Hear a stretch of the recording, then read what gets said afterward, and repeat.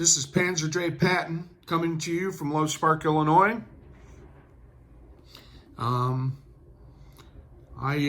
After weeks and weeks of preparation, we finally got a game going. I'll do a little flyover for you.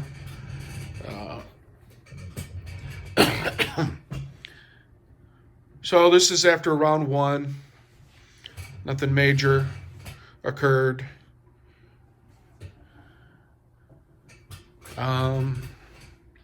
But I wanted to do a video because the delay for weeks and weeks and weeks has been a little bit of action down there in Africa. Not much though. So the delay has been getting my pieces painted. So let me set up here and I'll go through my pieces with you and show you the progress. Okay, so I got it set up here. These are all Japanese pieces. I really liked how these turned out. I did the G.I. Joe described it on his channel, but he says the process came from sired blood. And so anyway, so I painted them with the paints that G.I. Joe described in his video. So this is lemongrass. I don't remember what Japan's color was. I got the paint can. It's downstairs. So, so that's. But it was a much longer, drawn out, painstaking task than I anticipated. I'm still glad I did it. I love the look of it. It really looks good, especially like I said, the UK and Japan pieces. Germany's is pretty good too. Getting away from the black, and it's more of a gray. Let me grab one piece here so I can show you this. So this is that's a German tank. I'll set it down. Probably better if I'm not holding it, shaking like a leaf. So anyway, so Germany looks good. The other thing, obviously, that we did is on the capital ships. This is a British, or I'm sorry, Italian battleship. So you got 3 different battleships here, and so we put the flags in them. We did the same thing with carriers. Let me get a British carrier. So we did the same thing with carriers, and I printed these flags off of Sired's channel. Also, you can see on this carrier, there's the carrier deck stickers. I had those printed on sticker paper, and then we just stuck them to the carriers. And some of them, they stuck really well, some of them not so well. So I don't know if that's Office Depot and their sticker paper. I'm not really confident of why some of them really adhered and some did not. So anyway, so I magnetized my carriers. I used the magnetized paint, and you have to take the gooey part of it and paint it on there. And so I did that to all the carriers first. Then I painted all the pieces. And obviously I did it by nation. So I did the primer that G.I. Joe recommended, and then I did each country in the paint that he also recommended. And then some of them, I felt like it didn't change a lot. For instance, Anzac seemed like it was pretty close to what it was before. I know it changed. I mean, matter of fact, when I was painting them, I was like, I don't think this changed much. So anyway, but it does change. But so anyway, I never ever thought I'd paint my pieces. One, because like I've said many times, my hands shake so badly that I just didn't think I'd be able to wield a brush to do that. So when I saw that the process G.I. Joe was describing was all spray paint, I thought, well, I can probably do that. And I had some difficulties, nothing major. One was I wanted to try and get it done in one shot, and the room that I had here that I was using for that, because I live in a building and we rent out part of it, and so anyway, I could not have done this. I could have done it in the garage area, but this one room that wasn't rented was open.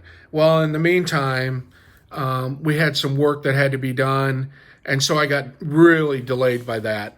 I thought I was going to be able to go in there over like a 5-day period and just get it done.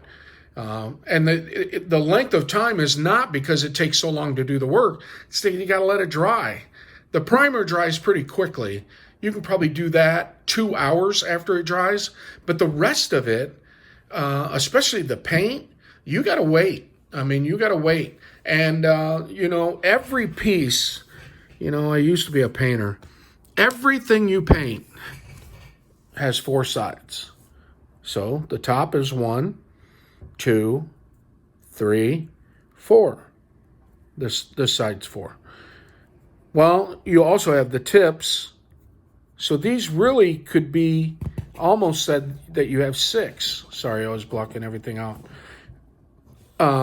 So a lot of times what I would do, let me move these out of the way, especially on the ships, is I started with them on their side. Now some of them would spin and tip over, but I felt like I could get three sides or 4 sides this way. One, I could get each end, I could get the bottom, and I could get most of the top. But I had to wait until it dried, and typically that's 24 hours, and for it to really be good and dry, and then I would flip it on the other side. So it's not a quick process. The time alone is the drying time alone is what really holds you up. So then once I had them painted, I brought them back upstairs and I dipped them in the honey satin, Minwax honey satin. And it took, the first country I did was Germany. I painted Germany first. Germany was back up here. And mostly because Germany only got primer. That was the color. So I had Germany back up here, and I dipped them right away. But I learned pretty quickly I was wiping them off too much. I wiped off too much. And so instead of dabbing like G.I. Joe described, I was really wiping. So if you do that, there's no sense in dipping because they're just going to turn out that color. So I went back and I did Germany again. And I think they look pretty good now. Like I said, this is a German tank. And sorry about that. I went to hold my phone and I put it to sleep. So anyway, I think like I said, I think the German pieces really, really look good. That was one of Grasshopper's dice, I think. Anyway, see if I can hold it up here. So that's what I've been doing for the past many weeks is is getting these pieces painted up and dipped. And then once we did that, we put the flags on. And big shout out to my buddy Rod. This is who I play with, and a lot of this stuff, the flags and the pins in to act as the flagpoles, I would not be able to do. So big shout out to him.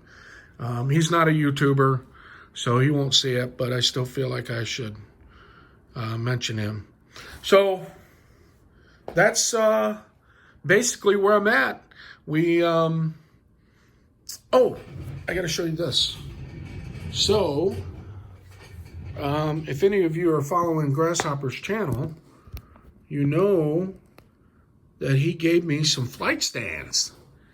And pretty awesome. Pretty awesome. I know I don't have them all like they should be.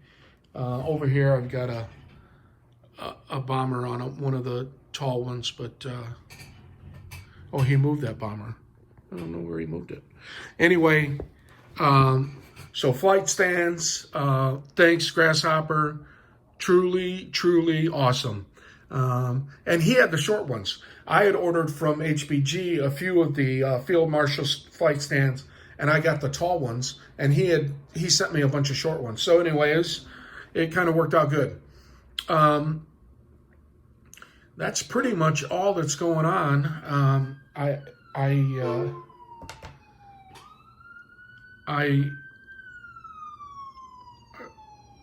I've been watching a lot of G.I. Joe's videos on Blood Bath the Rules, and I see us heading that way very, very quickly. I think both of us, my buddy and I, both of us want to get some experience with G40.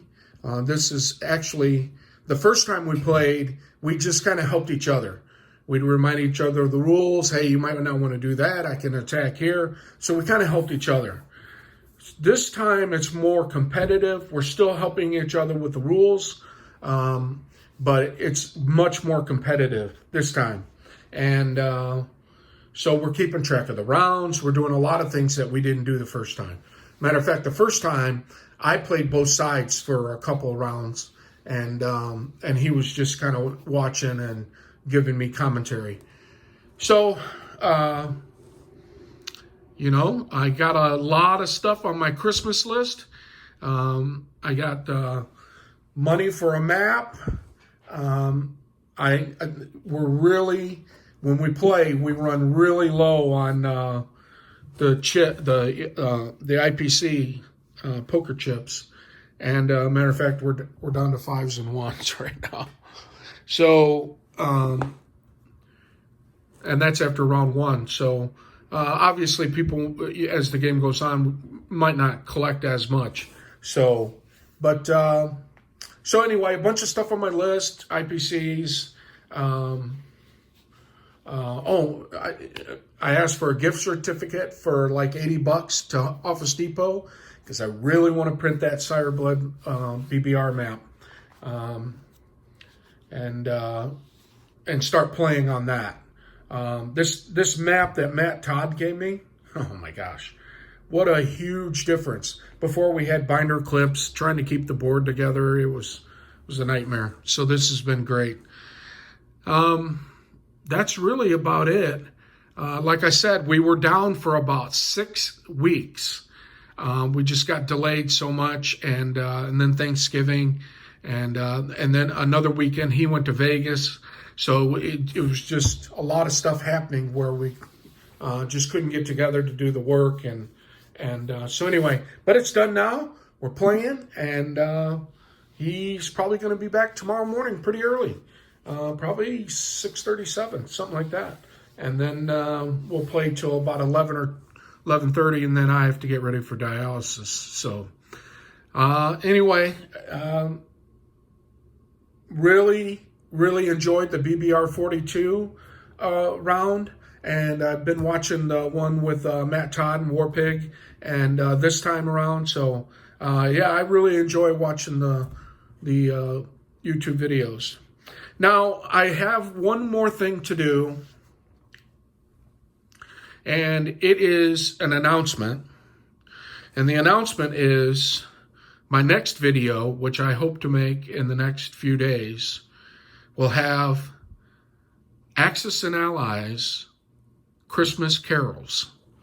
I've been working on this for a few weeks, and I got to tell you, I was inspired by Hambone. His his jokes at the end of them inspired me. So I lead singing at my church, so I can sing a little bit. Anyway, I think it'll be fun. So anyway, hopefully in a few days I'll be posting again.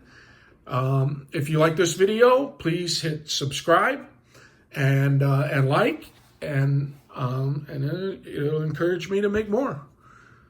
And the very last thing I want to say is, if Dirk Kinsler is out there, I have to give him a lot of credit for where I'm at in my Axis and Allies journey. I watched a lot of his videos. I even emailed him, and we talked back and forth a few times. And so, really miss you, dude. I hope that you're able to come back and make videos. I hope surely you're haven't been not playing this whole time. That would be a travesty. So anyway, miss you, bro. Looking forward to whenever you get to be able to make more videos. All right, this is Panzer J. Patton signing off.